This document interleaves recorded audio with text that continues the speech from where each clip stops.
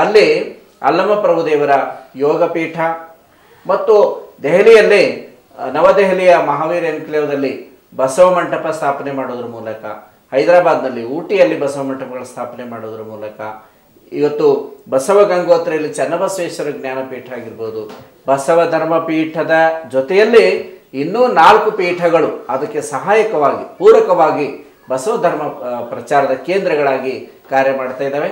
ಈ ಎಲ್ಲ ಪೀಠಗಳಿಗೆ ಸಚೇತಕ ಶಕ್ತಿಯಾಗಿ ಇವೆಲ್ಲ 5 ಪೀಠಗಳಿಗೆ ಸಂಸ್ಥಾಪಕರಾದಂತಹ ಪರಮ ಪೂಜ್ಯ ಮಾತಾಜಿಯವರು ಸಾಮಾನ್ಯ ವ್ಯಕ್ತಿತ್ವ ಅಲ್ಲ.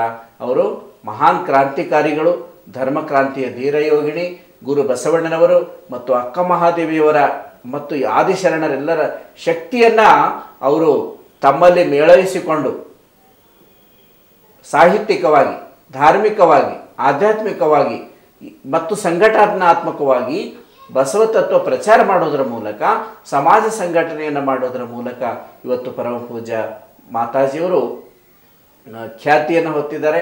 ಪರಮ ಪೂಜ್ಯ ಮಾತಾಜಿಯವರು ಮಾಡ್ತಕ್ಕಂತಹ ಕಾರ್ಯಗಳು ಇಂದಲ್ಲ ಸಾವಿರಾರು ವರ್ಷಗಳು ಕಳೆದರೂ ಕೂಡ ಅವು ಶಾಶ್ವತವಾಗಿ ಉಳಿತಕ್ಕಂತಹ ಕಾರ್ಯಗಳನ್ನು ಮತ್ತು ಬಸವ ಕಲ್ಯಾಣದಲ್ಲಿ 108 ಅಡಿ ಪುತ್ಥಳಿಯ ಯೋಜನೆ, ಶರಣಗ್ರಾಮ ಯೋಜನೆ ಮತ್ತು ಬಸವೇಶ್ವರ ಗವಿ, ಅಕ್ಕ ಮಹಾದೇವಿ ಗವಿ ಇವುಗಳನ್ನು ನಿರ್ಮಾಣ ಮಾಡುವುದರ ಮೂಲಕ ಒಂದು ಶಾಶ್ವತವಾದಂತಹ ಕಾರ್ಯವನ್ನು ಪರಮ ಪೂಜ್ಯ ಮಾತಾಜಿಯವರು ಮಾಡಿದ್ದಾರೆ.